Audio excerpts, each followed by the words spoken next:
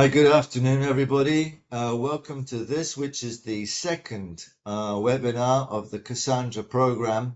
And today what we're going to be doing is we're going to be talking in conversation to two groups of our local climate forum leaders to find out more about the challenges which they're facing and about the progress and the obstacles which they've made and which they are coming across as they work within the Cassandra program, each on their own individual projects. For those of you who don't know much about Cassandra, Cassandra is a conference and then a program of activities which was created in 2021. The idea of Cassandra is to look at the social and political consequences of climate change, namely public health, migration, gender equality, and the multiplying effect that climate change has on the effects of armed conflict, and at the same time as well, how armed conflict can also multiply the effects of climate change. We have a number of test pilot sites, which we call local climate forums. But each forum is very much its own body. We, as Cassandra, do not create these forums. What we do is that we put ourselves into contact with social activists who are already undertaking and implementing actions which they themselves and their local communities have created. The reason for this is because our job is to promote at an international level the importance of the local community, and the examples that our local climate forums, which is a generic term for a very heterogeneous group of activities, is that they are the proof of concept for what we are trying to demonstrate to supranational agencies, national governments, but also to universities and to research centers. We're very much against researchers parachuting into local communities and claiming that they are engaging the community. The people who you are going to be hearing today, these are people who are not only engaging the community, they are members of those communities that are faced with very often dramatic effects and far-reaching effects of climate change, combined together as well with issues such as poverty, issues such as armed conflict, and issues such as long-term environmental degradation. So, without any more ado, thanks very much for joining us. We hope that you find that the conversations are interesting. You can, if you're interested in the activities of Cassandra, you can join us by looking for Cassandra Conference on LinkedIn, or you can also find us at our website, and please feel free to contact us. Cassandra is not an organization, it's an initiative, it's a series of programs which is open to everybody and anybody who is interested in climate change and who is interested in solving in a tangible way the effects, the social political effects of climate change on the ground, not only in the Mediterranean and Africa, which is where we're working at present, but as of the beginning of 2026, also in India, Southeast Asia, Central and South America as well. So please feel welcome to join us. What we will be doing now is that we will talk to, first of all, a group of local climate forum leaders, and then we'll be talking to another group of local climate leaders. So what I'm going to do is I'm going to ask the first group to put on their cameras and their microphones. So if Jackie Goldin can join us.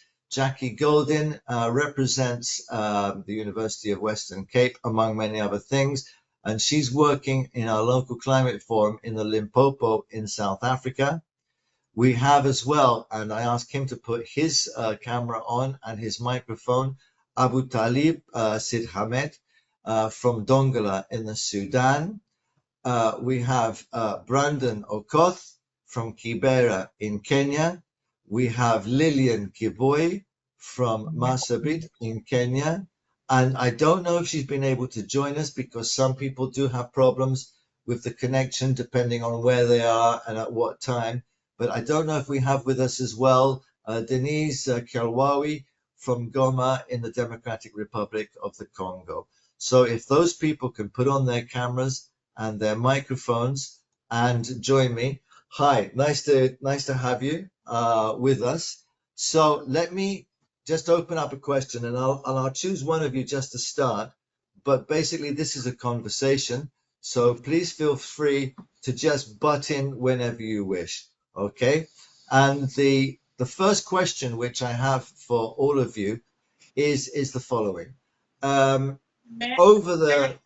the past 6 months, working as you have been with your local communities, what have been the principal problems that you have faced in this year of 2025 up until now? Tell me about the problems that you have been facing, the challenges that you have been facing, and what is the sort of work that you've been trying to do. Perhaps I can give this first of all, this question to Brandon Okoth, who is the person who's responsible for creating the Watoto Library in the area of Kibera in Nairobi in Kenya.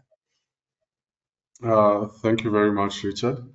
I think for the first, this year, at least half of it, I'll start with the challenge of just getting everyone, the agencies that need to respond, to actually respond.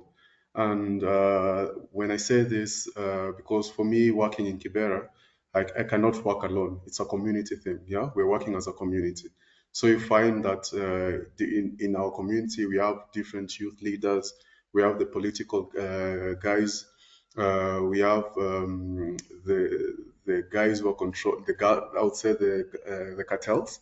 So just trying to bring everyone to cooperate and just to understand the benefits of, especially because I'm in the sector of education, providing the children of Kibera quality education for free.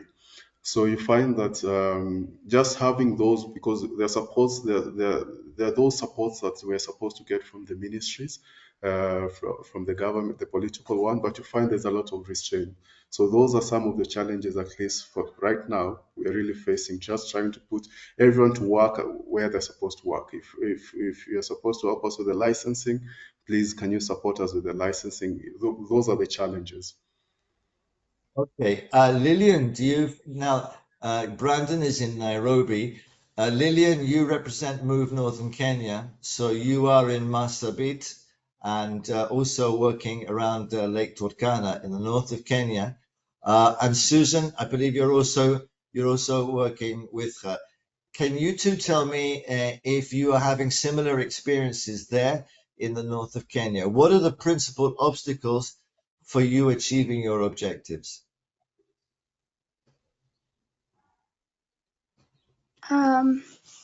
One of our key principles that we are having a challenge in is about consistency funding, which has been a major challenge to our organization, and I believe most of the organization in Kenya right now, because whenever we are having like a long-term project,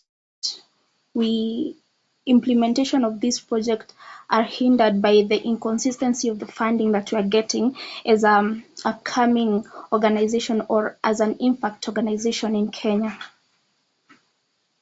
Why is it? I mean, this is the general question for everyone. I mean, Susan, I don't know if you agree with what Lillian has just said there about financing. But why is it when there are successful local community actions, such as yourselves, what you do in the Lake Turkana and the Marsabit area of northern Kenya, what Brandon does, for example, in Nairobi, why do you think it is that the authorities find it so difficult to find any funding for you? Why do you think that is? Any of you? And if you can answer that. So maybe I can just say something from South Africa. No, from Sierra Leone. And if you want to carry on the conversation with Kenya. From Sierra Leone. Okay, in South Africa, I think there's a lot of competing funds, and in many ways, it's the one who makes the loudest noise, and who's the best connected politically. It's often not the one who's doing the best work. It's the one who's got sort of, a brother or somebody in a high position. So I think that, yeah, I think there's this sort of competing interest that. I've often found, I mean, like I know the work that Susan's doing, in Move North Kenya.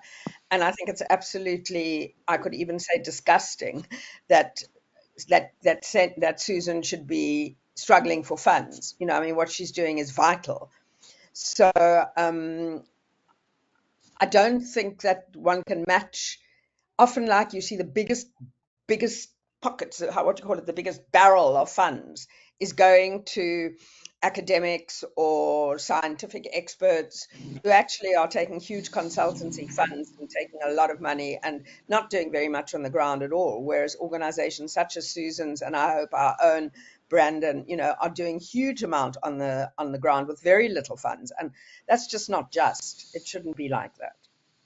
I agree completely. I mean, and this is one of the reasons why Cassandra is trying to say to all of the funding organizations, look, if you really want to have successful action on the ground, then you've got to work with social activists who work in the local communities. They're already there. You don't have to invent anything new.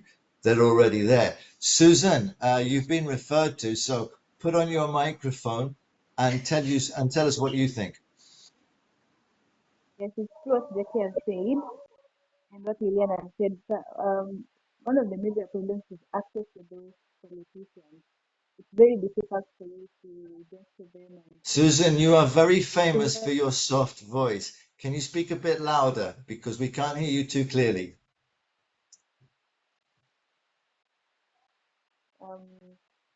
Just shout. Okay, I'm saying, can you hear me now?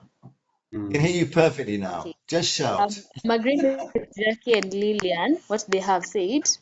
And it's very difficult for us to access those politicians. And the means we do to maybe write to them emails or try to reach to them via calls, they really don't get to pick our calls or answer back. So that is a major challenge with the politicians around. Okay, just to give the audience, so I mean, we're talking about different, and we're talking about very different social initiatives, local initiatives. So you and Lillian, you work together in Move North in Kenya, together with people like Rip Toya. Brandon, he's been working for a long time now in Kibera. Jackie, you've got a lot of experience in South Africa at the moment with the Diamonds, the Soles on Your Feet program. And whilst we're not going to go into actual details too much about exactly what you're doing at the moment, what I would like to know is what are the conditions that you're working in? Because this is something as well that very often administrations and research centers don't understand. They talk about, for example, conditions in Africa or in Southeast Asia or in Central and South America, but they don't actually go there. They don't very often. They don't know what the realities on the ground are. Now, Brandon, you and I, we know each other very well. I've been there many times to Kibera. But for those who haven't been to Kibera, explain a little bit, what are the everyday circumstances of life in Kibera? Richard, I think in Kibera, I will start by saying that's one place that I myself, every day I see children, especially from the age of 12, nursing their parents, sickly parents, So you find that this is a community that has been, I would say, has been left to find for itself. And myself, growing up in the slum, I realized that now I'm 25, but the same challenges that I grew up with are the same challenges that children right now are still experiencing. From overcrowded schools, you're finding that in one classroom there is more than 130 students.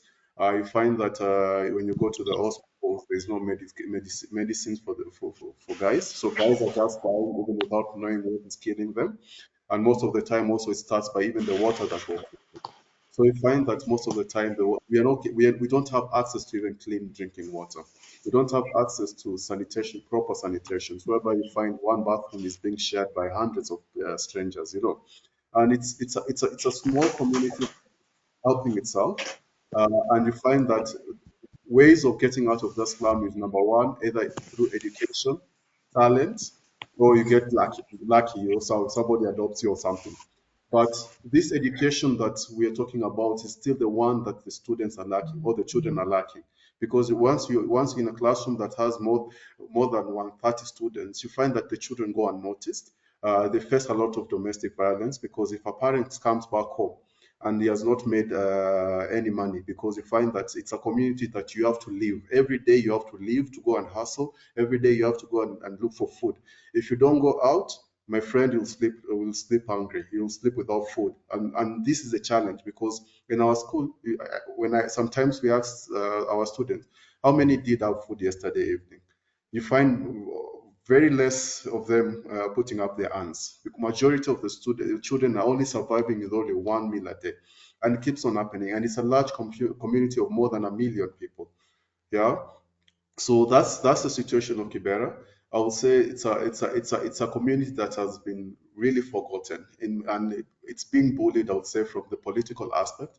The challenge is most of the time you find that, especially Kibera, it's always on the opposition side in the political aspect. So most of this development is not being brought to this side. Hospitals are not being brought. Schools are not being developed. Roads are not have been left with potholes, soon becoming lakes. So you find that it's just a devastating state.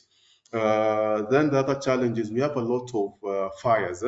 Houses are burning. Recently, for the past 2 weeks, we have been having two major fires. One killed more than 8 people. Another one happened yesterday evening that took 3 lives. So you find we don't even have a fire station. It's a community very, very crowded. Yet there is no those urgent basic needs that a child needs or a family needs. This is a very important message for us, because one of the things that we're trying to do through Cassandra is to say to administrations, to research centers, as I said before, look, this is the reality. These are the realities that the people on the ground are facing. A project, for example, tests water quality in a community. Okay, that's fine. But those people are capable of doing that, and at the same time giving far more important lessons to people from the outside with regards to what is the reality of life, which is being worsened by climate change as well. I mean, for example, I remember last year having to defend the situation against the Nairobi River Board with regards to the flooding in Kibera and in Korogocho in Kenya, and how thousands of people not only lost their homes, but many of them lost their lives as well. And these are the daily dangers which are faced. There is also, and we can be totally honest about this, there is also a danger of crime in Kibera and in Korogocho. There are armed gangs. That is something as well which you yourself have to deal with. And when you mentioned the children who don't eat, and you said you were talking about the children who have to look after their parents, and we're talking about very small children. We're also discovering in these areas through our local climate forums, such as that what has been described now by Brandon, about abuse of women for sextortion, so that they can have access to clean drinking water, but also the abuse of young children, including boys, by their own families. And so there are very, very deep social problems which come about as the result of poverty, but as a result which is worsened by climate change and by the environmental standards which these communities have to face. So it's a very, very important issue that you've done very well to bring up, Brandon. Abu Talib, it's great to see you there from the Sudan. The Sudan is one of the largest conflicts, if not the largest conflict in the world at the present. it's also the most ignored. Nobody outside of Africa is really discussing the problem in the Sudan and the challenges which you face. Abu Talib, can you describe a little bit the conditions that you are working with in Dongola, in northern Sudan? Abu Talib's having problems, I think, with his connection. So whilst we're waiting for Abu Talib to come back in, let's go to Lillian. Lillian, I can see you're nodding away, so I know that you can hear me.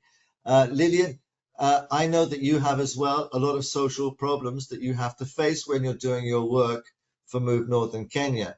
So you work a lot, for example, on the replanting of trees. You're working with local communities. You're working with regards to women in those local communities as well. But I do know that you have a lot of problems to face. Tell us something about the problems which you face in Marsabit and in the Lake Turkana area. Thank you so much. One of the challenges that we are facing in the Northern Kenya's Move Northern Kenya organization is the consistency of the drought. We all know that the northern region is a drought-infected area. So having that, our implementation of tree planting projects are very difficult because some of the areas that we are implementing most of our projects are areas that have scarce water. Another problem that we are facing is about the gender equality, because most of these areas, women are somehow put aside in most of the decision making in the region, which we are trying as Move Northern Kenya to bring the women on board so that the implementation of this project can be a bit easier, because the challenges or the problems that they are facing as the community, they are not excluded. So having them on board will enable us to further implement our project. Yes, so that is the major problem that you are facing right now, and we are trying to solve it as Move Northern Kenya in partnership or in collaboration with other organizations in the region. I mean, I've also been, I'm aware as well that, for example, due to water scarcity and the fact that especially around Lake Turkana, you have a lot of pastoralists with cattle, that there's actually conflicts with regards to access to water. I think I'm right in saying that, no, Lillian? Yes. Yeah, which is an unfortunate part of the world. I'm sorry that we've lost at the moment. We seem to have lost contact with Abu Talib, who is, as I said, he's working with one of our local climate forums in the Sudan, which is facing absolutely dramatic situations at the moment as well. But let's go in the meantime to Jackie. Jackie Godin, especially your work is concentrating on the Limpopo area. Perhaps you can tell us a little bit about the social problems that you're coming across whilst you're working with regards to environmental features.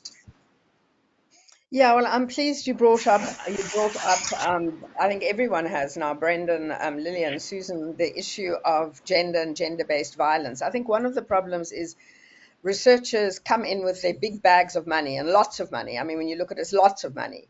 When you think what communities could do with like half of that, to improve the lives of people, it would be phenomenal.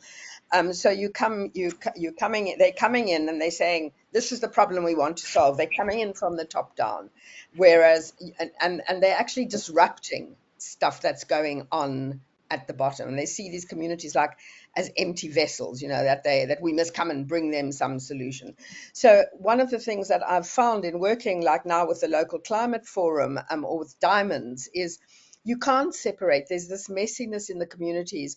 Brendan's referred to it. You can't separate the fact that a child hasn't had a meal or that, there's no water. And one, you can't separate either. For instance, that there's sex trafficking, and there's a lot of that in the Limpopo. There's a lot of crime. There's a lot of rape. I think South Africa is one of the countries with the highest rape statistics in the world. Something like 3 rapes every minute, if maybe even more. You know, it's horrendous. And so when you're coming in to talk about water quality monitoring, you've got to go. You can come in from another edge. You come in from what matters to people. You come in from the gender-based violence aspect. You come in from you know, you kind of live with this sort of messiness, if you like, and researchers don't like that. They like to say, okay, you know, this is the container, this is how we coming in, and I think it's counterproductive. So I think Cassandra's unique in that sense, that it's really working from the bottom up. What is there? You know, there is all this happening already. Let's build on it. Let's strengthen it.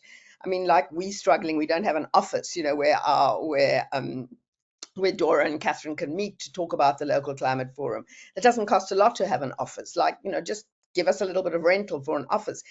So I think it's really disproportionate, like what the needs are. And our needs, I think, for all of us are quite humble needs in relation to the kind of money that's flowing out there and is not reaching the people on the ground at all. I don't know if that answers your question, really. Yeah, no, it does. And I mean, many people ask us, okay, well, when you're talking about climate change, why are you talking about the social political aspect? It's an environmental thing. No, it's not. The results of the environmental chaos lead to a worsening of conditions for women.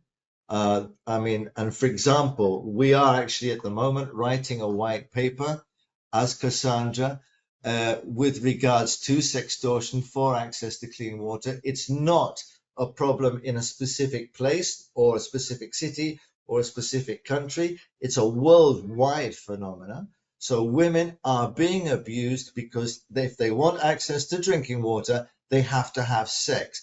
And one of the very disturbing aspects of that we've discovered is that sometimes many of the clean drinking water systems that have been created by external projects are then taken over by, or one, the local mafia, or two, by actual water operators in that area. And they are the ones who are undertaking the sextortion, which is absolutely unbelievable. And so one of the things that we're trying to make not only administrations, but also especially research centers and universities aware of is, look, if you do a project where you install, for example, with all the good intentions in the world, a water purification system or a series of wells, a supply of drinking water, for example, don't walk away from that project once your funding is finished and once you have completed, theoretically, that project. Your project has effects way beyond the project lifetime. And you must understand that, and you have a role to play in that. Abu Talib, I'm delighted to have you back again. And I can see that your microphone is working. So my question to you before was, tell me a little bit about the situation that you're finding in Dongola in the Sudan, and what are the difficulties that you have? Well, he's going on. He's going on to get. You see, are you still there? Yes, I hear you. Okay, Abu Talib, tell us a bit about your situation in the Dongola. What are the challenges that you're facing at the moment in the Sudan, and what are the social conditions like, for example, in Dongola itself? Okay. In Sudan, in the last 3 years in Sudan, we face heavily autumns in Sudan regarding to the climate change.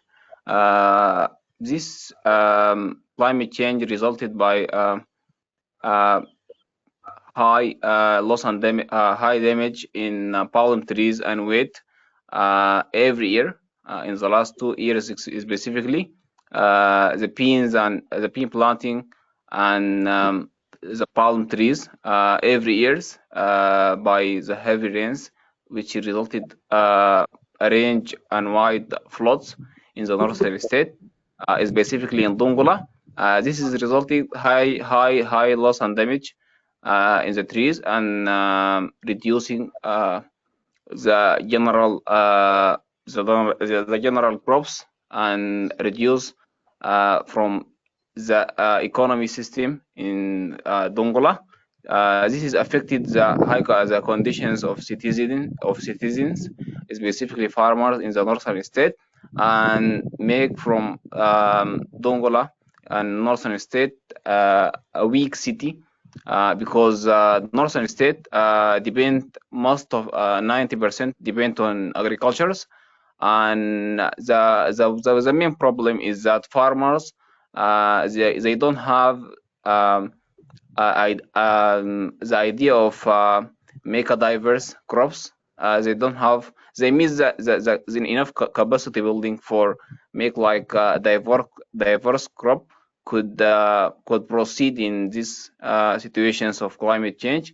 So these farmers in northern state, they are needing firstly to make their voice heard, and they are needing for a high capacity building, specifically in the point of make different crops in Sudan, to being able to proceed with different climate change and not just depend on 1 or 2 or 3 crops in northern state.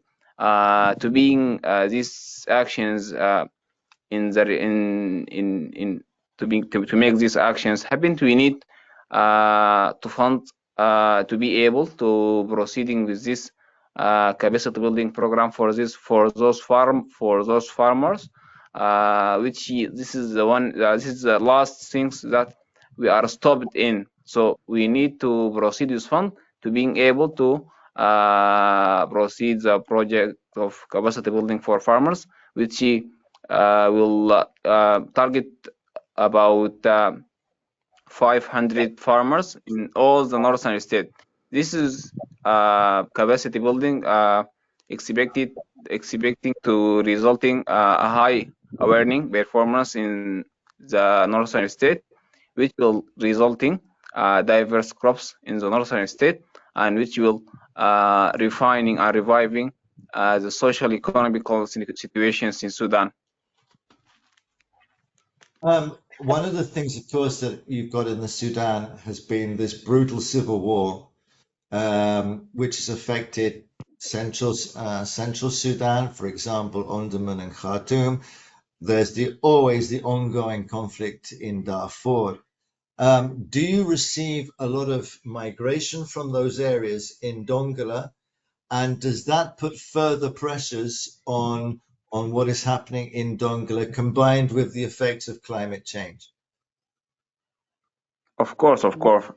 We receive high migrations from Khartoum, from Darfur to the northern state, which northern state considered as the largest state in the Sudan, and it is one of the most states that contains a high numbers of migrations and displacement in the area.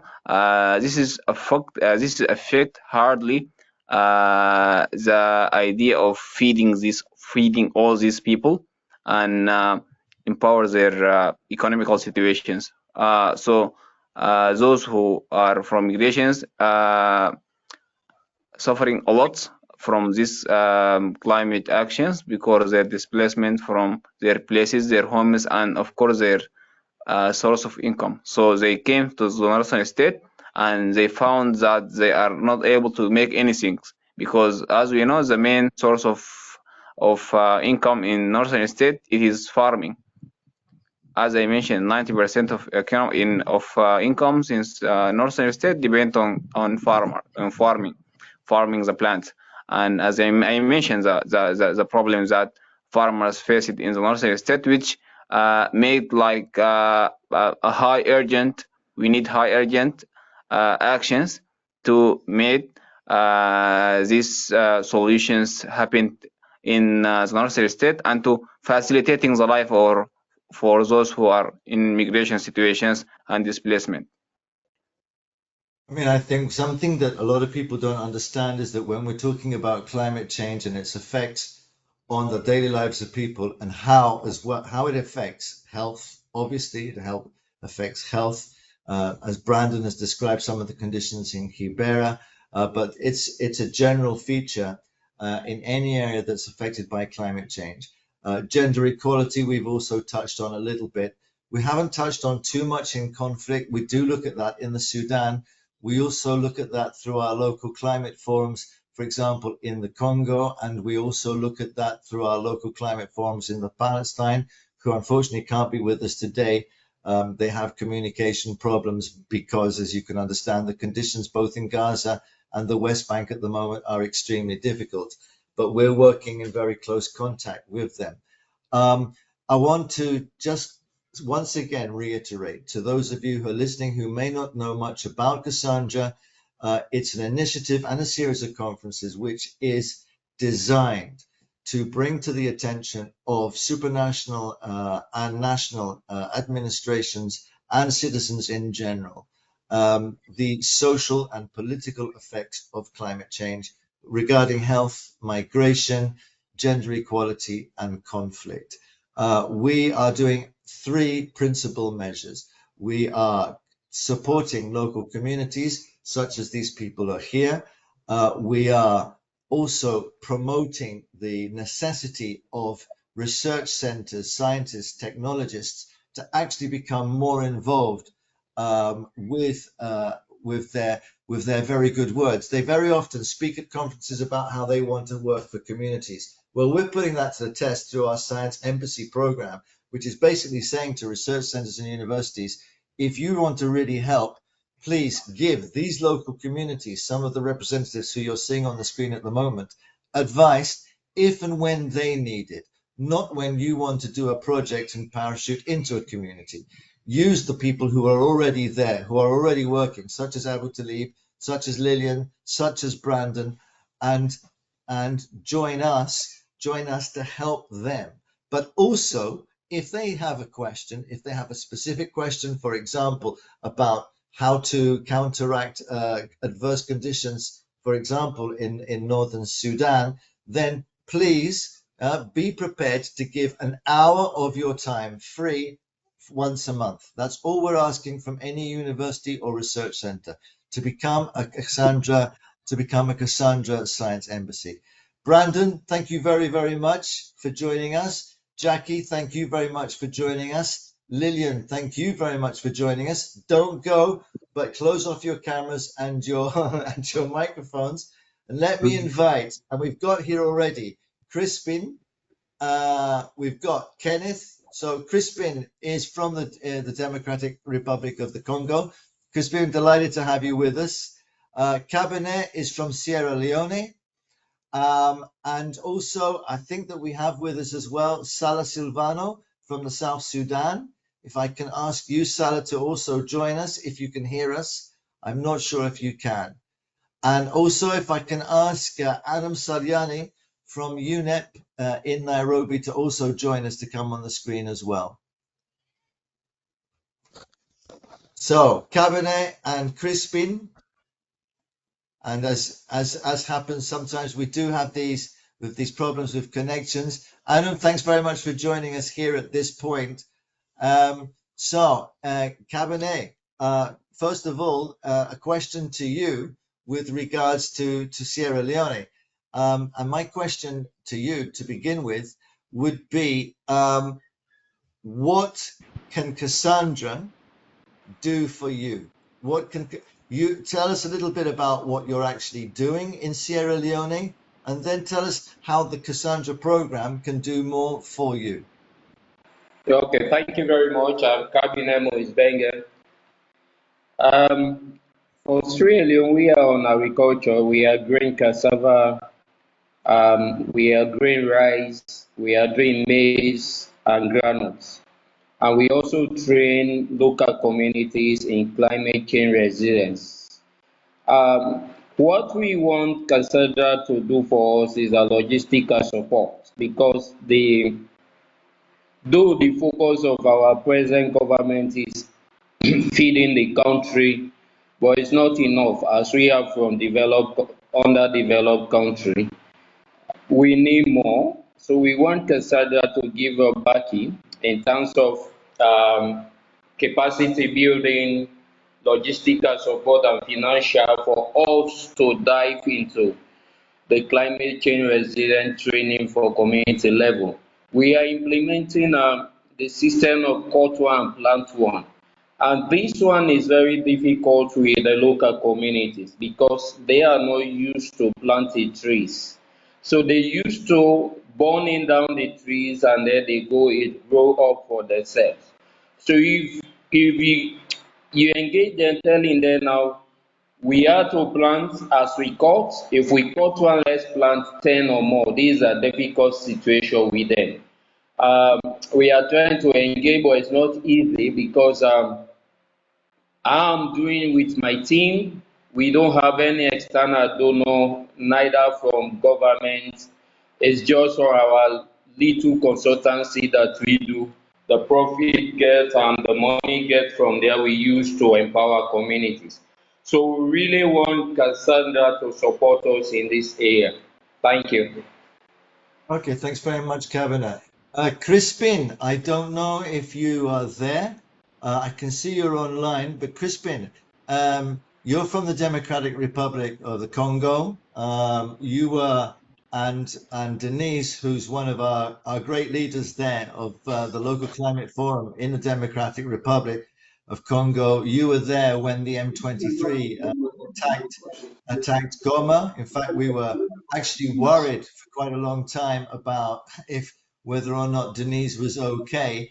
Crispin, perhaps you can tell us a little bit, first of all, about the situation now in the DRC, but also tell us how Cassandra can help you more.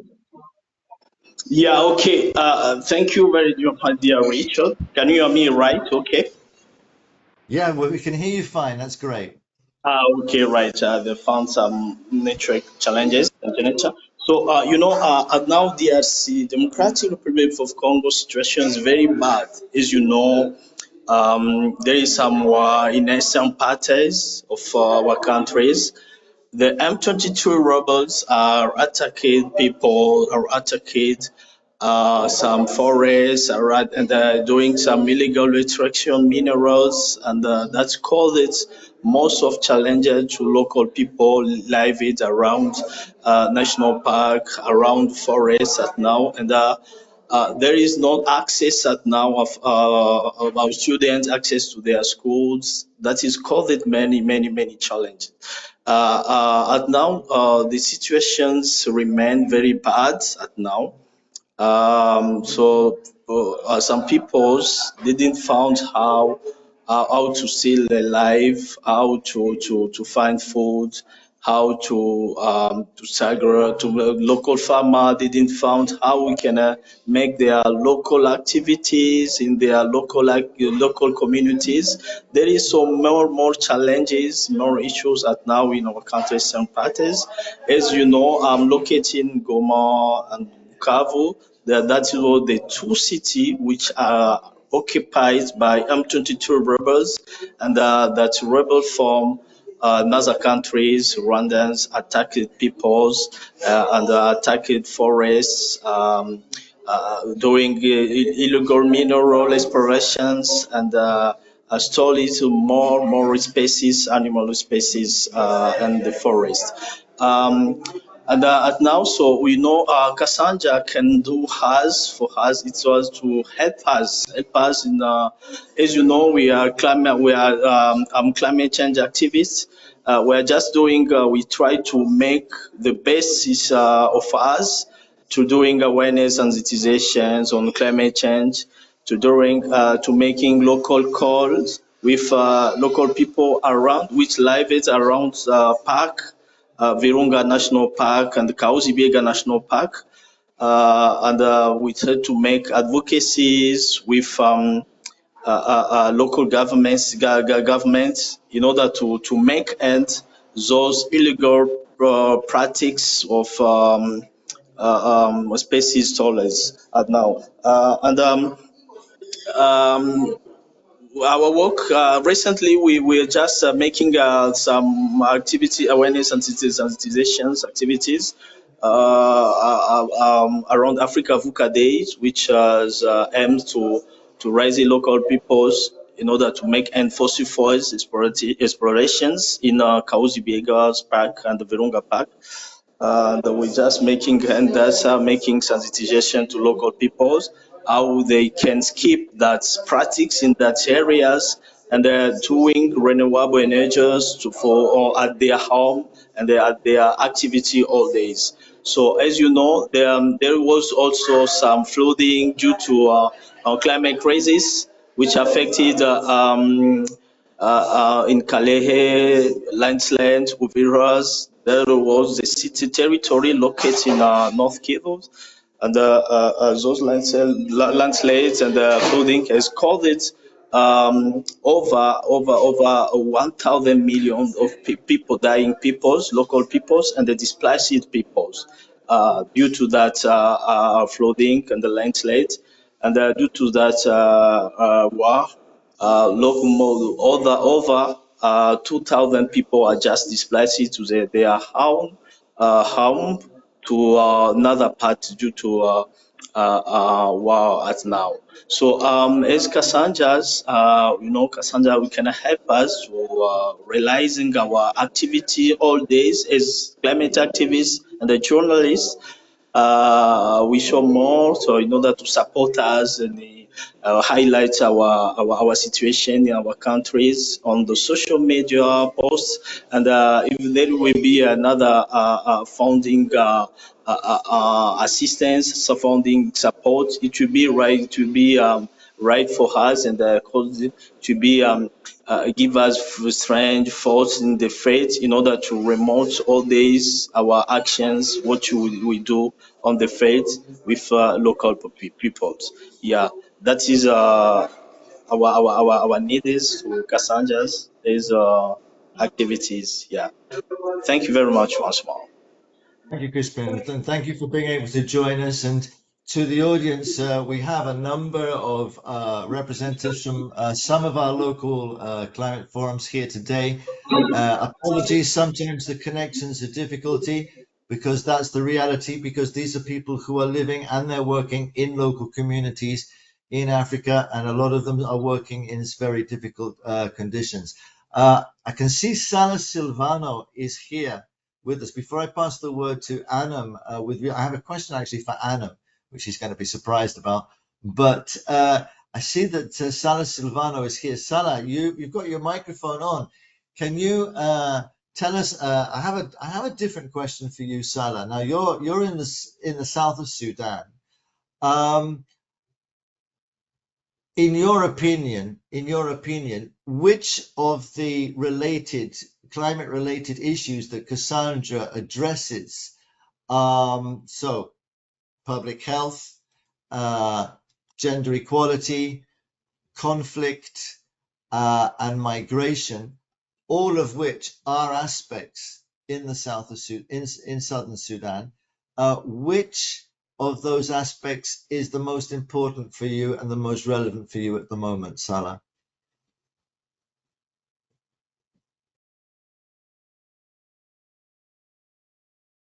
Salah?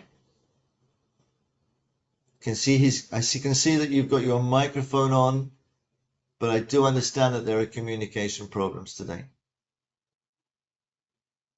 Okay, well, while we're waiting for Salah to join us, Adam, let me ask you a question, because I wanted to bring you in here. To the audience, Cassandra is coordinated by Eurocat, but we also have a number of other shall we say, organizations and individuals who form part of the coordination team. We have here Anam Salyani. Anam is the coordinator of the World Water Quality Alliance, which is coordinated from her unit office in Nairobi, in the Gigiri complex there. We also have with us Doa Zamel, who we'll be hearing from later on, who's formerly from the UFM. She's from Tunisia. She's a hydrologist. And we also have on our coordination team Irina Kalanchea from Fluent and Green, who unfortunately can't be with us today because she's in a very important meeting with regards to Cassandra specifically. So Anna, the question I have for you is that I've asked this question to some of the local climate forums. We have at the moment, as I said before, 25 pilot forums, and then now in the second half of this year, we will be extending that so that we will be recruiting communities all around Africa And the idea is that we will have over 300 local communities in Africa and the Mediterranean region before the end of this year. Before then, in 2026, we extend into India and Southeast Asia. These local climate forums and the work that we're doing with the local climate forums, the work that we're doing with scientists and technologists to bring them on board in a voluntary way to give advice to these local communities, and then the education of scientists and technologists and engineers themselves so that they can better communicate with the uninformed layperson, so that they can commute and communicate. I don't know, commute. They can. I'm just showing why we need the lessons, because you don't commute.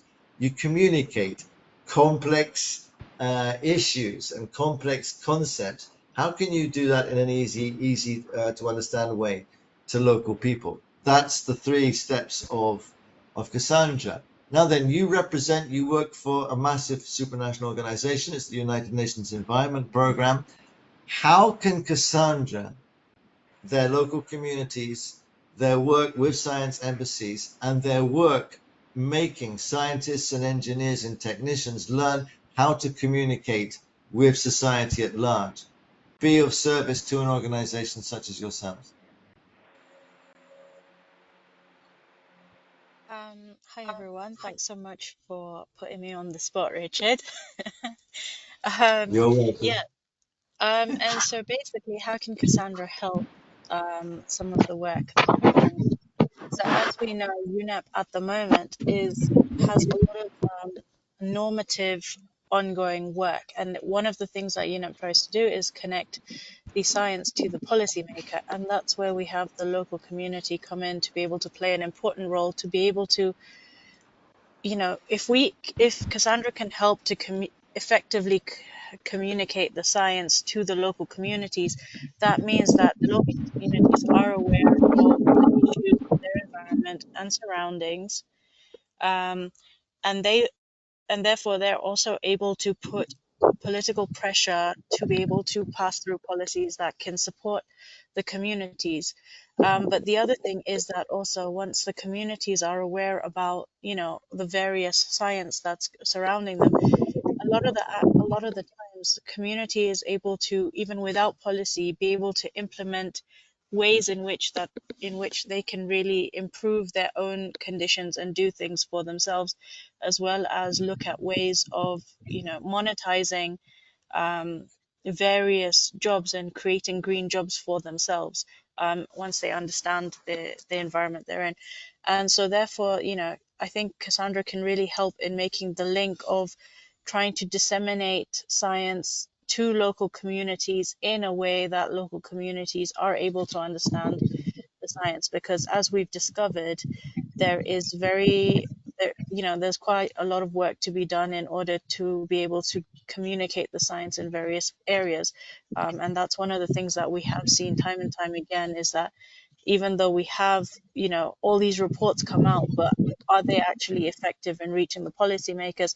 Are they effective in reaching the local communities? And I think that's where Cassandra can really help with, you know, the science communication angle of things, as well as the link to local environmental activists who are also able to mobilize local communities on the ground and help people understand what exactly the challenges that could be resolved, you know, in various ways, and also communicate, for example, nature-based solutions that are, you know, often overlooked. The other thing that Cassandra can help is bring, you know, through local communities. Some local communities are also indigenous communities, so also highlight some of the indigenous knowledge and try and pass that up the ladder to supranational entities with all of the work that, you know, is ongoing. So yeah, I think in a nutshell, that's what I've got, and hopefully that answers the question. I mean, I very much agree. I have another question for you to put you on the spot. But before I put you on the spot again, can I ask all of our speakers to put on your cameras and to join us in this conversation? So Abu Talib, if you want to come back into the conversation, Brandon, you want to come back in, please? Crispin, Doa, who I mentioned earlier, Jackie Goldin, Kabine, Lillian, and Salah, who we still haven't managed to get through. And to those of the audience, I apologize for those people who can't. Some of our speakers who sometimes can't join us, but that's the reality of where we work.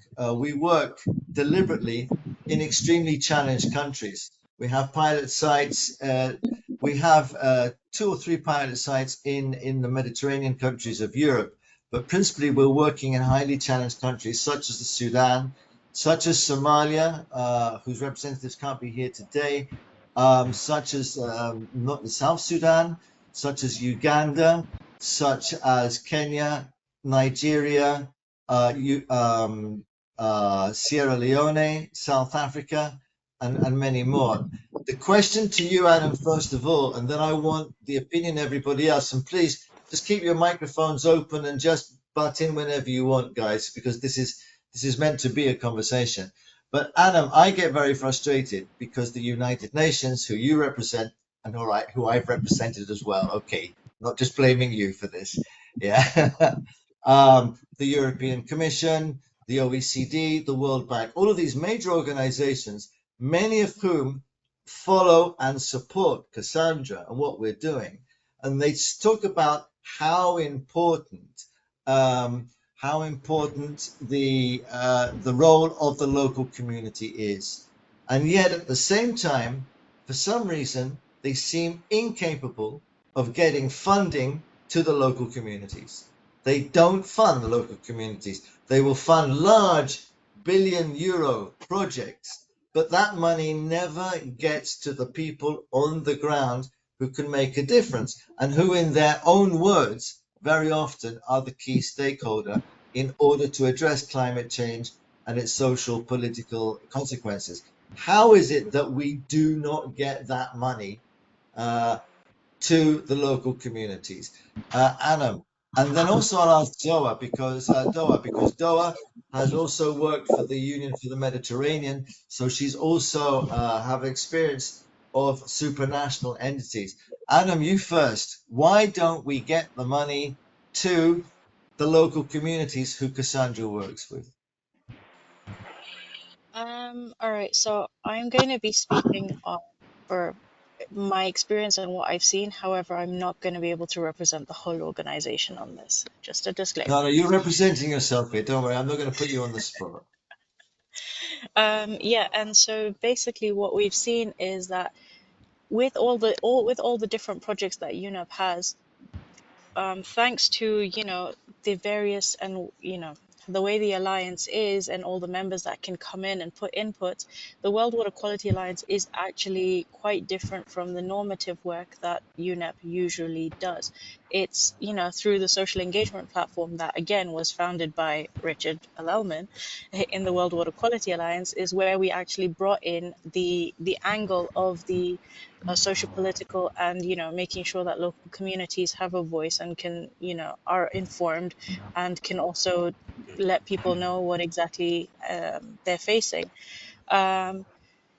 which is that's where the main problem is because when normative work is being done, often the local community is overlooked, and it's only now that there's been a push for local communities to be more engaged and indigenous peoples to have a larger part when it comes to intertwining and braiding indigenous knowledge as well as modern science. And so these are all things that I am seeing, being strongly pushed from about 2024 onwards within the UN system. And it is something that I've seen, in country representation, engaging with local partners. It's something that I'm seeing that's sort of coming out in the new medium-term strategy that's supposed to be put through at UNEA 7 in December. So basically, I think it's a change of mindset and a change that's in the system that needs to be there. The other thing that we have is with these large bureaucratic systems that have, a lot of bureaucratic processes in order to, like, financial statements of 2 or 3 years. And you know, all of these other, so community-based organizations don't always have, you know, proper bank accounts that the banks are going to be like, okay, yeah, we support this, we know they constantly have money. They don't have people who can say, yeah, we've seen their work, we can vouch for their work, and you know, they have created XYZ in the past.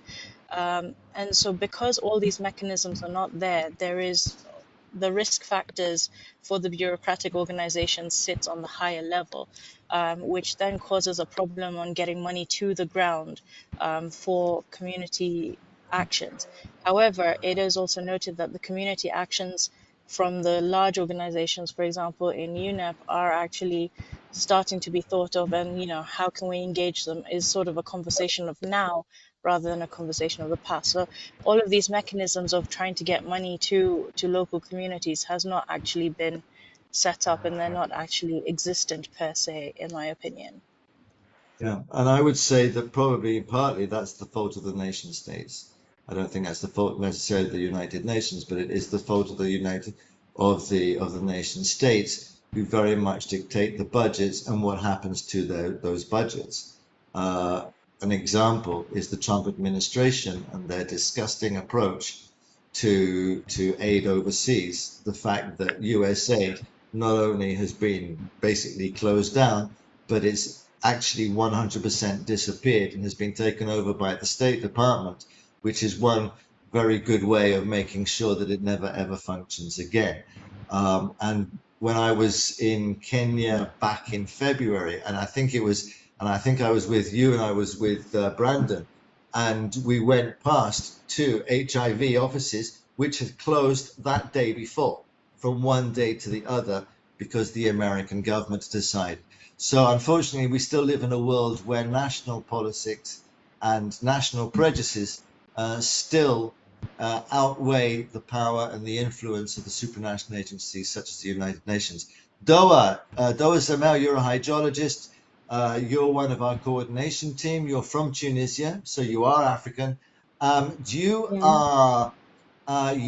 have also worked for the Union for the Mediterranean, which is another supranational organization around the Mediterranean. Once again, how much importance does an organization such as the UFM give to the local communities? And does it just talk the talk, but not actually do anything? Okay, thank you so much, Richard, and thank you for everyone for joining us today. Before answering your question, I would like to touch upon the importance of and the specificity of the Cassandra program.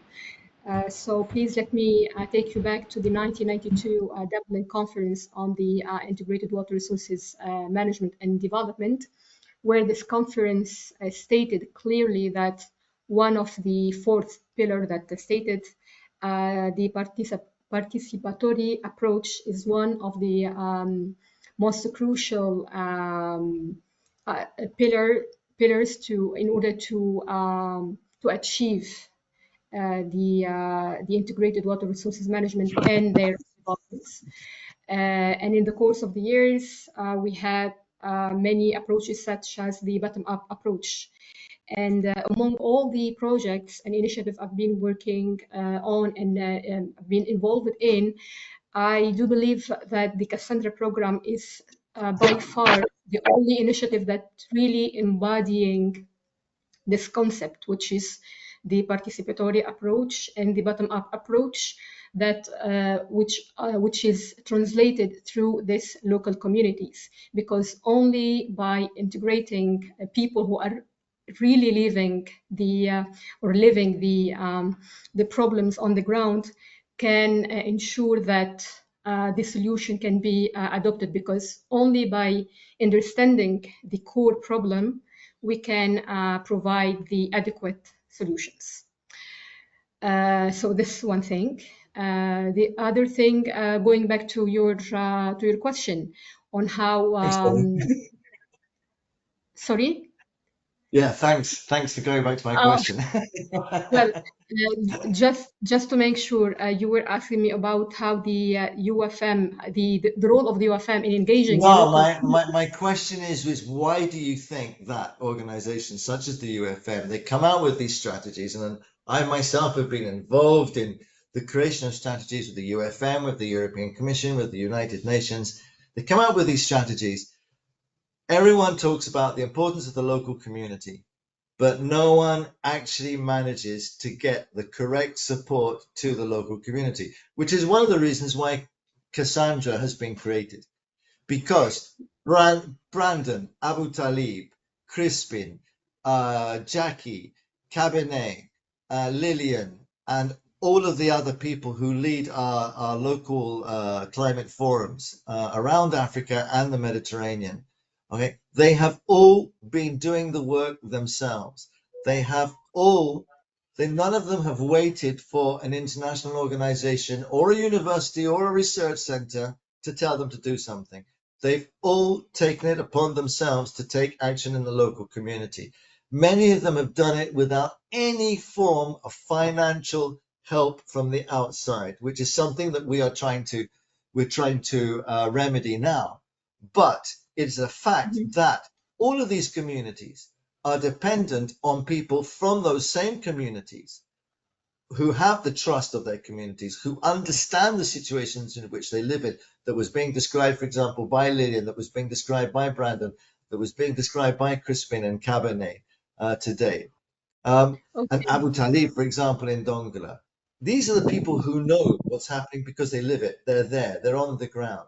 Why is it that as an international society, we seem unable to give them that support? I mean, you've worked in the Mediterranean region itself. There are many parts of the Mediterranean region which have these challenges. Why is it that we're failing? And then afterwards, I'll give the word to Jackie. I knew, Jackie, you'd get into this conversation. I think the most impeding factors is the lack of communication. And people, they're not aware that these people exist, and they do have the enough knowledge to make the change. So I think here comes the role of Cassandra to play the role of the intermediary, the link between the local communities and the different organizations, as its capacity, having the capacity of playing the political role, but also the institutional role.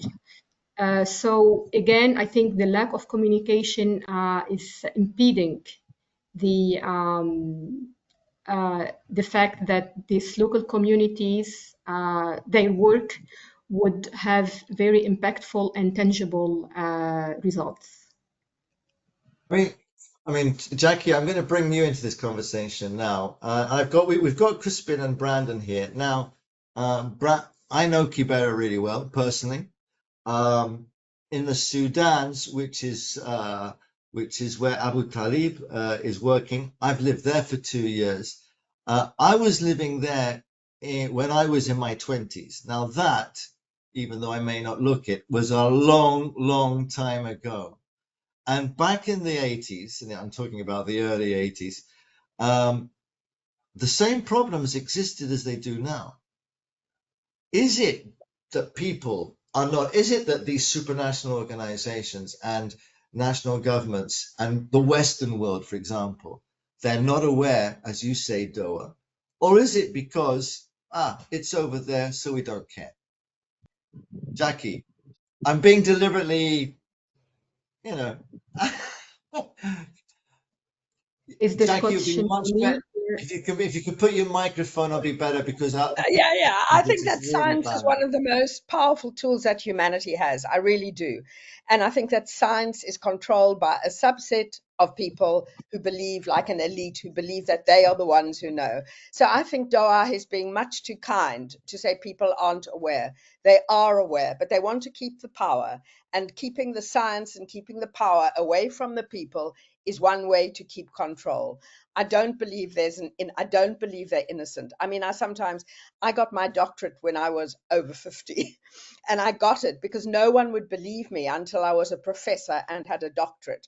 I knew a lot about communities. I was living with communities. People didn't listen to me. They want the known Western science credentials, and they give the money to people who are in that sort of elite, like, the golf club or whatever it is. So I think we're dealing with power here. And I think that Cassandra is incredibly important, because what Cassandra's doing is it's taking the guts to say, you know what, we're going to reverse this. And we're going to reverse this by showing people what people on the ground are doing and how much science is known on the ground. Maybe not the big science. We still need the science embassies. We still need a whole lot of information. But there is so much that people on the ground know and are doing. So, yeah, I mean, I just back you 100%, Richard. You know that. And yeah. But I get very annoyed when, for example, a lot of researchers talk about citizen science and citizen engagement, and they say it's one and the same thing. And citizen science, for those of you listeners who perhaps don't know what about the concept, is when, for example, a research center or a university, normally under a funded project, go into a specific place and they take test tubes and they test, for example, the quality of the soil or the quality of the water or the quality of the air, etc. And then there are various means of measuring that. And they say, well, now we're engaging the community. Those communities don't need to be engaged like that. They know the problems they're facing. If you go, for example, to Korogocho in Nairobi, you don't need to be a scientist to ask these people, okay, what exactly are the problems you've got and what is the quality of your water? Because you can see it. What Brandon was describing, last time I was in Kibera, he took me to show me a street where it was, you didn't need to be a scientist to understand the methane content that was in the water in that street at that time and the health risk that represented. For example, how will somebody who wants to start a citizen science project, for example, in the DRC, and the DRC where Crispin is living, and where Crispin has seen the effects of now, for example, M23 going in there, and that's all because of basically raw metals. That's a question of precious metals in the existence of the DRC. And on top of that, with all of the climate crisis that they have, what are people from the outside going to explain to those communities which they don't already know? Okay, it's the communities themselves who engage themselves. Lillian, who we've got sitting here listening to us, Lillian represents a movement in northern Kenya called Move Northern Kenya, and they have taken it upon themselves. They haven't waited for any other people, and that is the type of organization that we as Cassandra seek to support and to help beyond all. And I agree with you 100%, Jackie. Let me ask all of you now. And I'll make this the last question to all of you. I saw that Cabinet, you had your hand up from Sierra Leone. Cabinet, I don't know if you can still hear us. I don't know if you're still there, but I saw you had your hand up with a point to make. Okay. Yes. Yeah, Cabinet, yes, go ahead. Yes, my point I'm making relate to why community members are not benefiting from support from United Nations. Most of the support that United Nations is giving is go through the government, the ministries, and NGOs. And most of these ones are not really coming like the government. Most time they divert the money to pay salaries and do other things, while community are suffering. So money coming for community, let it directly go to them, engage them, work with them. But most of the workers did not go to the community members. They sometimes stay in bigger hotels, bigger towns. They don't want to go to community. So how are they going to benefit? Because you are working for people and then you can't come closer to them. How can you know their problems? How can you be able to solve? Sending money is important, but what is the follow-up are you doing? Are you listening to only the duty bearers? how can we start the bottom-top approach? Because what I'm seeing in my country mostly is about the top-bottom approach. UN, WFP, World Bank will say we supported food insufficiency, we support energy sector. Who are going to deal with it? The ministry.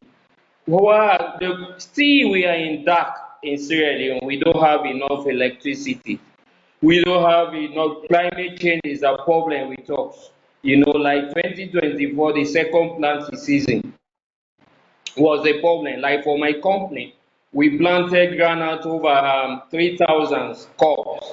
What happened? We did not get anything. We don't have any government support, anything. You know, most times things we see in the social media, in the report and whatsoever, most of them are not reflecting the community people because most of them are even afraid of going to the communities.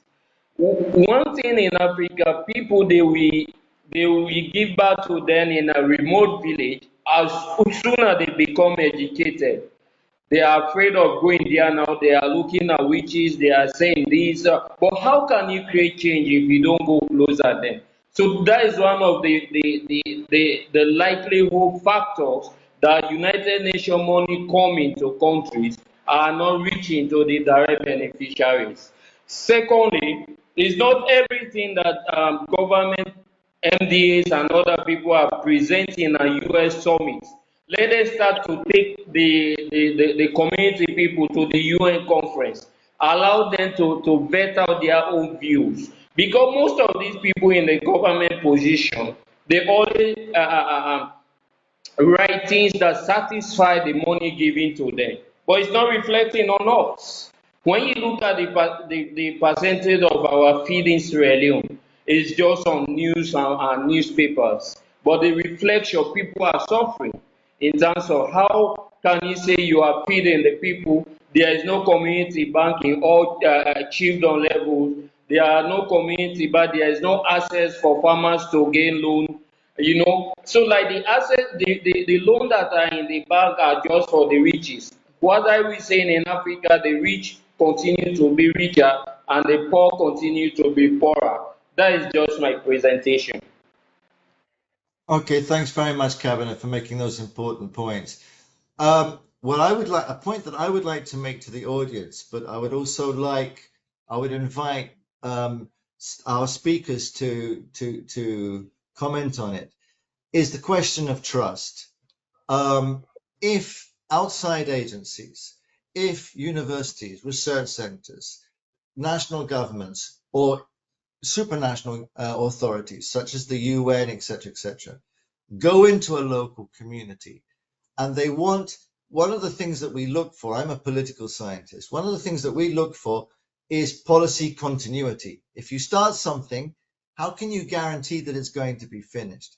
And the only way for that is by community ownership of the project and by trust. Now then, who are your people going to trust most? A 63-year-old white European or you, Brandon, in Kibera? And Richard, that's what, I mean, I know that they would trust me more than you because they know you, but but how important is trust in what the actions that you do? and Richard, just to bring it up, I was about to talk about trust.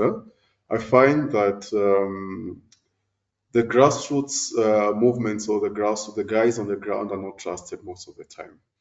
And especially coming from Kibera being a slum, I think it being a poor place, people already judge you and see you like you don't have the brains. No, but So, Brandon, what I'm talking about, sorry to interrupt you. No, that's actually a very, very interesting point, and I will let you continue with that. But I was talking about the trust within your own community, which for me is the most important thing. You are referring then to the trust from the national government or from the international organizations, correct? So, yes. okay, two questions then. So, Brandon, do you feel that you are trusted by your own community? And second question, and going back to I think what you were saying, do you feel that you are trusted by outside agencies? With my community, also, I'm trusted in my community to have the harmony to do the work that we're doing together. Because from the word go, for us, it has never been about just Brandon. It has always been about the community. We have always brought in people, even if we're working with children, their parents are still participating in different activities. So you find for us, parents are the ones who are very involved in the river cleanup. Yeah, at the same time, also we're involving the children in providing them with free education. So there's value in that community. We are bringing value. Community will trust you also if you have that value that you're bringing in, and it is genuinely impacting them. And for us, that has been happening. The challenge is getting the trust from the outside people, because we find with the community, they know me. This is where I was born. We have grown. They know me. They know where I live. They know we share the same meal and all that. But when it comes to now the multinational organization or people who fund us, people who are supposed to assist you maybe with the funding, you find that they don't trust you. One, because of the community you're coming from.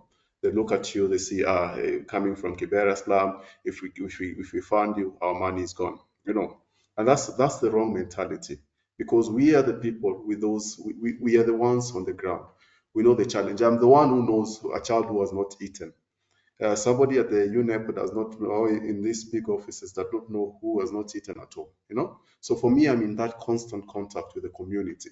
Yet these other guys are never there. Are you seeing my point? Yeah. So So, yeah, just no, getting I the understand your point completely. Yeah, yeah yeah. yeah. Well, I So mean, it's I think what you've said is actually vitally important. And I hadn't thought of that aspect. I was thinking about trust within your community, because I believe that the only way to gain trust and community ownership of any action, positive action, is by it being done by people such as yourself who are from that community. That has to be that way, in my opinion. I think that's why so many policies and projects and supranational strategies have failed in the past, because they don't work through the local communities and activists such as yourself. But the other thing that you've said, and I was honest, to be honest, it hadn't occurred to me in that question that I was asking, but that's absolutely essential. And you're right. And I think that's something that Cassandra can work for, is to demonstrate that the local communities not only can be trusted, but they must be trusted, and that they must receive direct help, as opposed to it coming through 800 different channels on the way. Lillian, I see you're still with us, Lillian, in northern Kenya.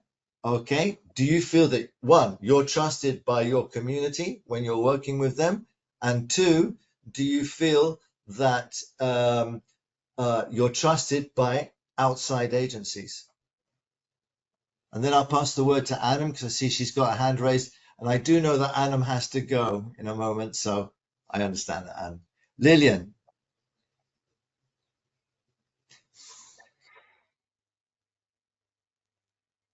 We can't hear you. I think we've lost your sound, Lillian. I don't think we can hear you. Try again.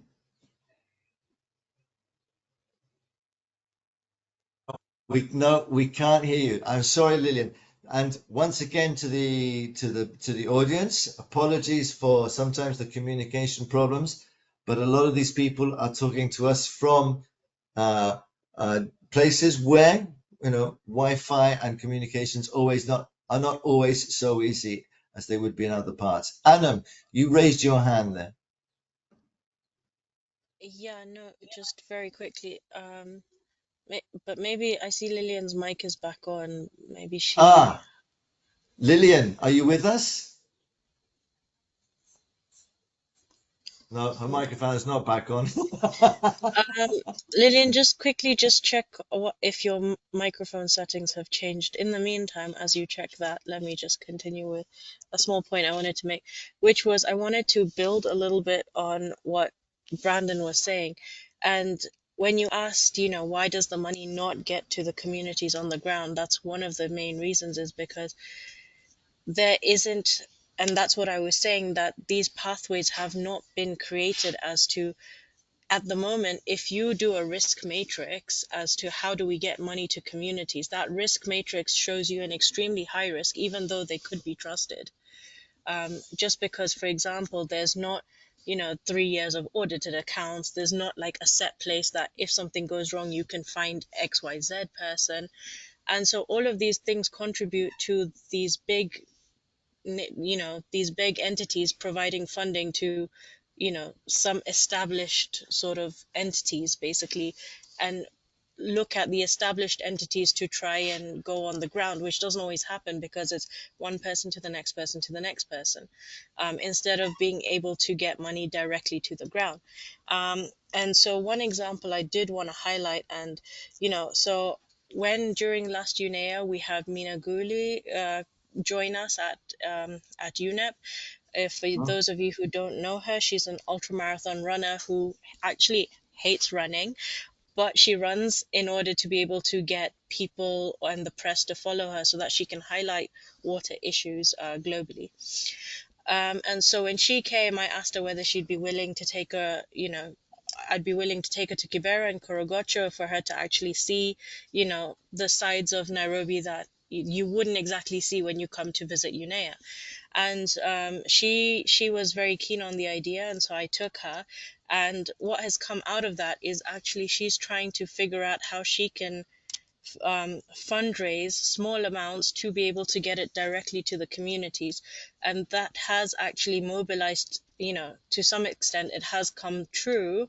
We're waiting on, the funding to be mobilized, but I've now put them directly in contact with about 8 or 9 various communities, some of which are local climate forums that are part of our engagement today. And so that's the other thing, is that if you do have, people in larger agencies who do believe in the process and who do believe that communities actually have an important role to play. Some of the things that can kickstart is, for example, just doing a simple introduction for people, and you never know what a small introduction could spark. It could spark in funds going directly to the community. And so I think that's another role, like, Cassandra can help to play, is that definitely making those connections. And to some extent, they also need to be a little bit of a personal connection, saying, I know this person, I can trust this person, I've seen their work over long term. And that's what the communities really need, is, a larger entity who can vouch for that community and who can take on some responsibility, saying, we will follow up with the community and make sure they deliver on XYZ deliverables. And I think that's a task that Cassandra and Cassandra is an initiative. It's not an organization, but it has a very large following. Actually, Mina Guli, I noticed, is actually become one of the followers of Cassandra. I presume that's thanks to you, Anne. But anyway, we have a lot of organizations. Well done. So we have a lot of organizations who do follow us and who do support what we're doing from around the world, not just European or shall we say organizations from the north, but also an awful lot of organizations, multinational organizations and national organizations from the south of the globe as well. And they are following what we're doing, and they do have interest and they do want to collaborate.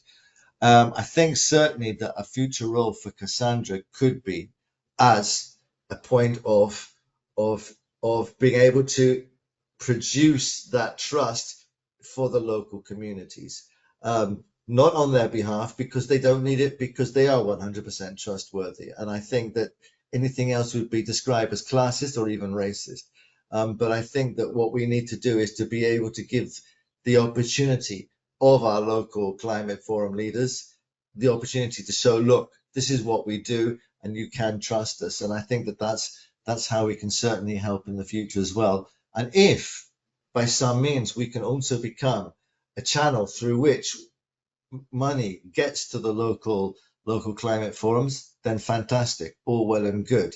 But I still find it insulting that so many organizations with a proven track record, such as those that are represented here today, still don't have the trust from so many organizations. And then, for example, in Brandon's case, I would put that down to classism and also probably racism.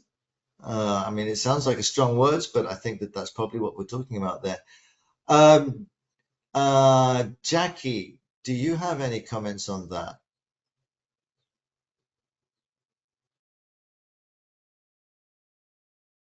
I love all these people making comments. Yeah, I Inside. mean, I think the whole funding way things are funded. I mean, if you've got any say, you know, and Richard, in the way we structure, like almost sort of the macro thing. I think when there are projects, for instance, that come through the university, or like an EU project, like the Horizon project, some of these huge projects that come with millions and millions and millions, I think there needs to be an absolute prerogative that 10% or 15% of that money comes off and goes straight into the communities where those scientists are doing the research. I think I that's think you're like, being modest, and I personally think you're being modest about the percentages when it's yeah, proven that or you know, only but I mean that's a minimum. it's, You're saying like it's you're been saying very strongly. Sorry. out of, you know, if you're talking about I don't know how much the latest Horizon project was, but millions, like millions and millions of euros being spent on people flying around or having conferences and workshops and blah blah blah. Yeah. If 15% of that came down, for instance, to us in the Limpopo, I mean, we would just be doing the most incredible work if Brendan got Absolutely. that. You know, we know where we'd put that money, and that money would go to really, really, really good and important use. So I think that's the one thing. The second thing, someone brought it up, I'm not sure if it was you, Richard, or someone brought it up. There's this project cycle that's often 3 years, maximum if you're lucky it's 5 years, Yeah. often it's 1 year. They come in, there's a lot of money spent, they don't do what they were going to do, they write their papers, they do whatever, and they go off. You mentioned, I think, the responsibility to stay there longer, to stay. I think we need the staying power.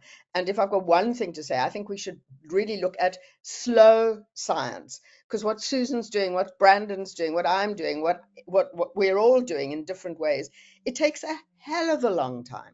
It's really slow. There's no quick and dirty in 1 year or 2 years you've got it done. You know, I don't know how long Susan's been working there in Move North Kenya, but I know for diamonds, it's been 5 years before we're beginning to get anywhere. You know, Yeah. so there's that whole change. Sorry, yeah, I've spoken enough. Let me, No, no, no, no, no, no, no, no, no, no. I mean, you make very yeah, pertinent and points then to and everybody. then you know, and then I think we need to learn when there is this big money. We need to learn. I've got this image of a dance. We need to learn to dance together. It's the scientist and what the scientist wants, you know, and their academic papers and blah blah blah. But it's the community, and I think it needs to be this mutual, rewarding thing. You can't do science without, you know, we're the laboratory. I mean, if there was no poverty, there would be no darn you know, research institutes. They feed off us. They feed off our sadness, our poverty, our crime, etc., etc. That gives them their papers, that gives them their research for the next 20 years. And it's wrong. It's unjust. And we've got to be part of making that change. Yes, and I mean, and it sounds as if I'm being very corporate here, but I mean, Euracat, which is the Technology Centre Catalunya, and I'm the head of politics of that. I think that one of the most important things about Euracat is that they have been one of the first research centres that I've ever heard of who have permitted their head of politics to take this sort of initiative and to highlight these issues. And I think that that reflects on a lot. So I think that Euracat is a leader in that, but I think that there are a lot of organizations who do agree with this. There are a lot of academic institutions who do agree with this, and I think that things can change. It will take time. My permanent worry is that 20 years ago I was hearing the same arguments when I was doing my doctorate back in the early 80s, and when I was spending a lot of time in the Middle East and Africa, I was hearing the same arguments, and we never seemed to advance. And that's the one thing, that's the major thing that worries me, that we do need to advance. We do make a difference. I'm convinced that after as a political scientist for the last 40 years, I'm convinced that the only way forward for global crisis to be faced is through actions on the ground through the local communities. And as I think that it's been very clearly shown today by all of the people who have joined us today. I think it's absolutely essential that everyone understands that those local communities, they have their activists. Nobody has to go in from the outside to create them. They're already there. All we need to do is to contact them and to give them the support and offer them as much help as we can, because they already exist. We don't need to create anything from the outside. I'm going to have one last try to see if Salah can have a word, because Salah, he's been with us the whole time, but he sent me a message on WhatsApp that his microphone's not working. Salah, are you with us? And I'm really sorry that we can't hear Salah, because he's a magnificent speaker and he's a great representative of what is happening in the south of Sudan. But we will make sure that in the next webinar that Salah will be there. To all of the audience, I'd like to thank you for being here. I'd like to thank Anam for being here. I'd like to thank Anam and Doa, and also Irina, who's not here today, for helping us so much in the coordination of what is Cassandra. I repeat again, I've seen that Aisha has just joined us from Uganda. Welcome, Aisha. I'm sorry because we're now concluding the session, but it's great to see you alive and well, even though you're living in England, which means Aisha's a very intelligent woman, but she's obviously slightly mad because she's voluntarily gone and lived in Great Britain. But everyone's got their problems. I spent my entire life trying to escape from the place. Anyway, what was I going to say? First of all, I'd like to thank Anam, Doa, Irina, who's not here with us today, for helping us coordinate this, together with Andrea and Gatti, who you can't see, but who's actually been responsible for controlling this webinar. But more than anything, I want to thank our local climate forums, of whom these are just the vanguard. These are the beginning of a mass number of local climate forums that we're going to be creating this year in Africa, next year in India and Southeast Asia, and in the following year in Central and South America. So I want to thank Aisha, who's joined us right at the end, but who is a very important figure in the environmental policies at a local community level in Uganda, which, as somebody pointed out in the chat, and we haven't really been able to refer to the chat too much, but Uganda has a progressive refugee policy.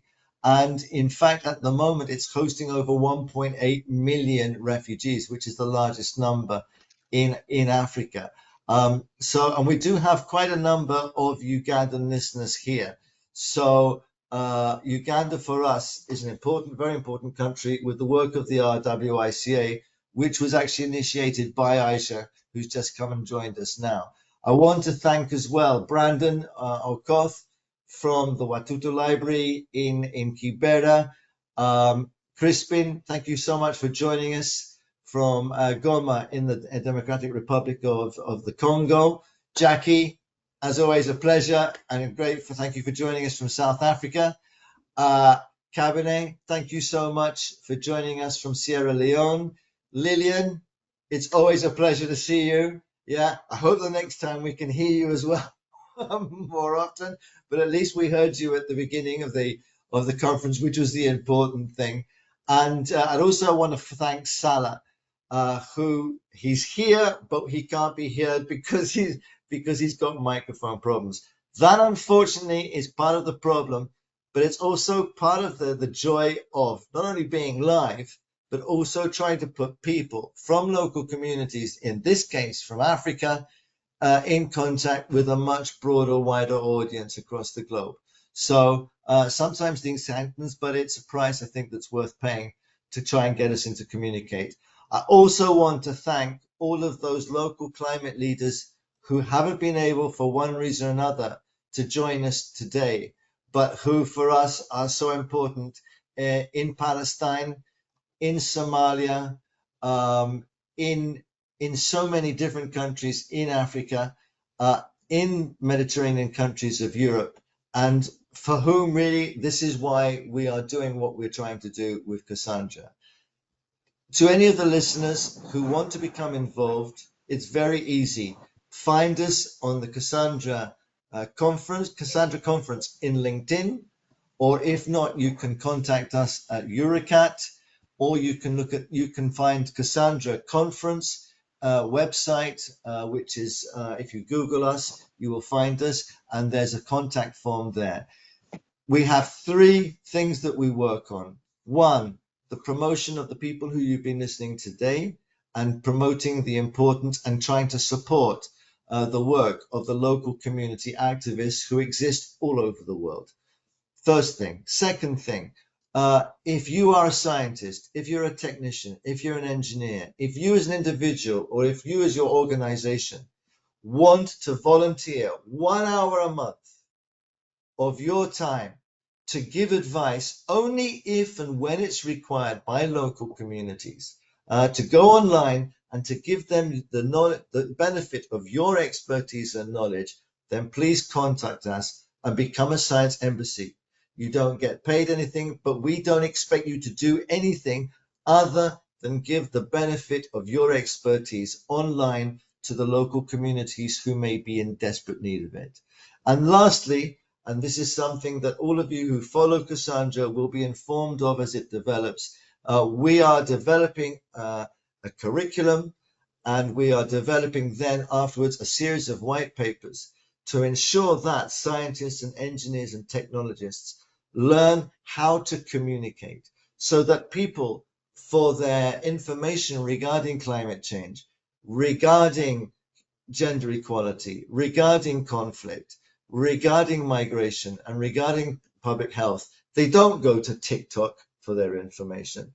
They don't listen to anybody who just wants to spout off on social media, but that we can fill that information gap with objective, knowledgeable scientists and engineers who are able to communicate not just in complicated peer-reviewed articles, but by word of mouth and by imaginative methodologies to get the message across to the broader population.